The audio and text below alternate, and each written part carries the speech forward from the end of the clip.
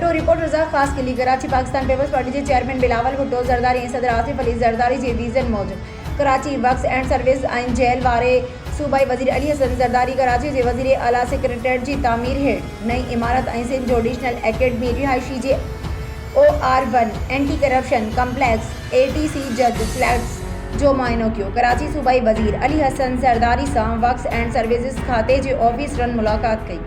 कराची सूबाई वज़ीर Ali Hasan Zardari works and services जे ऑफिसरन खे हिदायत कई है त तरक्याती कमन खे तेज़ कियो वञे। कराची अली हसन ज़रदारी वज़ीर आला सेक्रेटरीट जी नई तामीर हेठ इमारत जो मुआयनो कियो ऐं कम जा तफ़सील मालूम किया।